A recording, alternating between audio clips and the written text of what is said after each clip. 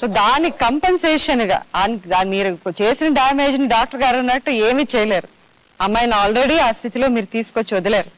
కనీసం ఇప్పటికైనా మీలో ఎక్కడైనా ఒక మానవత్వం, మనిషి అనేవాడు ఉంటే దాన్ని లేపి అడిగి మీరే ఆలోచించండి.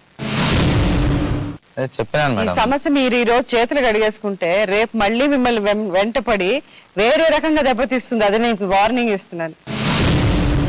మీరు అనుకోవచ్చు వీళ్ళందరి ముందు ఏదో చెప్పేస్తాను, చేతులు కడిగేస్తాను, 2 లక్షలు ఆల్రెడీ ఇచ్చేసాను, నా బాధ్యత అయిపోయింది. ఇందాక డాక్టర్ గారితో అన్నట్టు డైవర్స్ అయిపోయినాక ఈ ప్రాబ్లమ్స్ అన్ని మీ కూతురు మీకు ఒక ప్రాబ్లం లాగా కనపడుతుందా?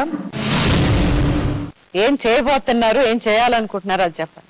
అదే మేడం, నాకు వచ్చే శాలరీ నెలకి ఇంత ఇస్తాను నేనేమో అదేంటో క్లియర్ గా చెప్పండి. 1500 to 2000 రూపీస్ నేను మంత్లీ ఇవ్వాలి అని అనుకున్నా.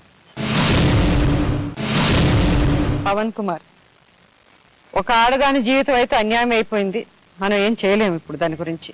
ఇంకొక ఆడపిల్ల నీ కూతురు, ఆ అమ్మాయికి ఇప్పటికే చాలా అన్యాయం జరిగింది. ఆ అన్యాయాన్ని నువ్వు కాదు, మేము కాదు, ఎవరు చెరపలేరు. కానీ దానికి ఏదో కొంచెం రిలీఫ్ గా మేము ఇంతసేపు నీకు చెప్పింది ఏంటంటే, ఒకటి హ్యూమానిటేరియన్ బేసిస్ లో ఆ అమ్మాయికి నువ్వు ప్రతి నెల ఇంత ఇవ్వాల్సిందే. ఇంతకాలం నువ్వు నీ రెస్పాన్సిబిలిటీస్ వదిలేసి పారిపోయావు.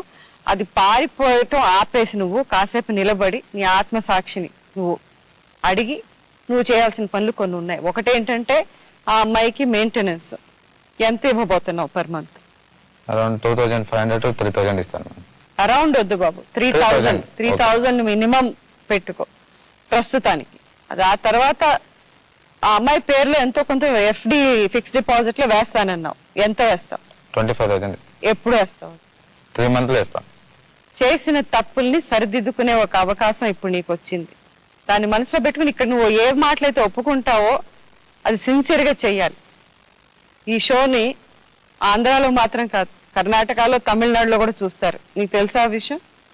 సో నువ్వు ఎక్కడున్నా నువ్వు నీ షో నువ్వు ఇక్కడికి వచ్చావు కాబట్టి వాళ్ళందరికీ తెలిసిపోతుంది నువ్వు దేనికి ఒప్పుకున్నావు, దేనికి సరే అన్నావు, నీ బాధ్యత ఏంటి. అంతేకాదు డబ్బులు ఇవ్వటంతో మాత్రం తండ్రిగా నీ బాధ్యత సరిపోదు, ఇంకొక బాధ్యత కూడా ఉంది నీకు. ఏంటది చెప్పు నువ్వు? మ్యారేజ్ 10 సంవత్సరాల తర్వాత అనుకుందాం. ఆ లోపల ఇంకొక బాధ్యత ఏంటంటే ఆ అమ్మాయిని నువ్వు రెగ్యులర్ గా టచ్ లో ఉండటం. ఆ అమ్మాయి చాలా బాధపడుతుంది. నేను అసలు తండ్రిని పుట్టిన దగ్గర నుంచి ఇంతవరకు చూడలేదు, ఈ రోజే చూశాను అని అంది. ఈ రోజు ఏం లేదు మేడం, 2 సంవత్సరాల నుండి టచ్ ఉంది. అమ్మాయికి ఒక తండ్రిలా నువ్వు ఎప్పుడైనా ఉన్నావా? ఒక రోజైనా లేదు కదా.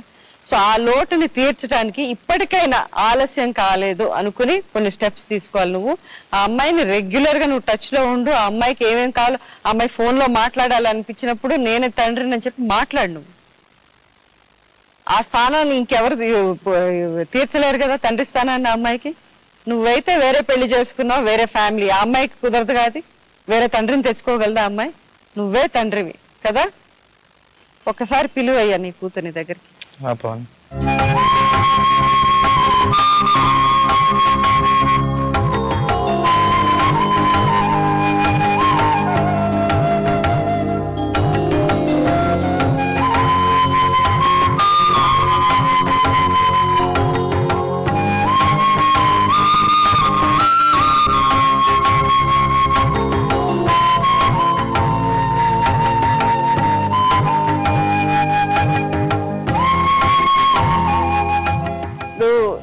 ఏమైనా సంతకాలు పెట్టాలా? ఎందుకంటే ఆయన ఒప్పుకున్నవన్నీ కూడా ఆ అమ్మాయికి ఇది ఒప్పుకోవడం కూడా ఆమె లీగల్ రైట్స్ అనేవి పోగొట్టుకుని ఒప్పుకుంటున్నట్టు ఈ టర్మ్స్ కానీ కనుక మనం ఒక MOU లాంటిది రాస్తామండి. రాసిన తర్వాత ఏదైతే మీరు అమౌంట్ ప్రతి నెల ఇచ్చేది ప్లస్ 25,000 FD వేసేది, తర్వాత ఒకవేళ మీరు కనుక మీ బాధ్యతల నుంచి వెనకకి వెళ్ళిపోయినట్టయితే వితిన్ 1 or 2 months లో మీకుండా అన్ని లీగల్ రైట్స్ ని మీరు ఉపయోగించుకోవచ్చు అమ్మా. ఇప్పుడు 3000 ఇస్తా అంటుంటే ఒప్పుకుంటున్నా, 1 సంవత్సరం అయినాక 1000 రూపాయలు పెంచాలంటున్నా, దానికి నేను సంతకం చేస్తా అంటున్నా. మీకు మీ వెనకాల మేము అందరం ఉంటాం. మీకు జరిగిన అన్యాయానికి ఏ విధంగా ఎక్కడెక్కడికి వెళ్ళి మీ రైట్స్ ఉపయోగించుకోవాలో అవన్నీ మేము హెల్ప్ చేస్తాం. అప్పుడు మీకు ఎవరు లేరని చెప్పేసి మీకు అంత అన్యాయం అనేది జరిగింది లీగల్ గా, ఇప్పుడు మేము మీ వెనకాల ఉంటాం. మేము ఇవన్నీ కండిషన్స్ రాస్తాము, మీరు సంతకాలు పెట్టండి. జ్వలించే జీవితాల కథనం పగేమో ప్రాణమయ్యేనా ప్రేమలే దూరమయ్యేనా నిరాశే నింగికెగసేనా ఆశలే రాలిపోయేనా ఇది కథ కాదు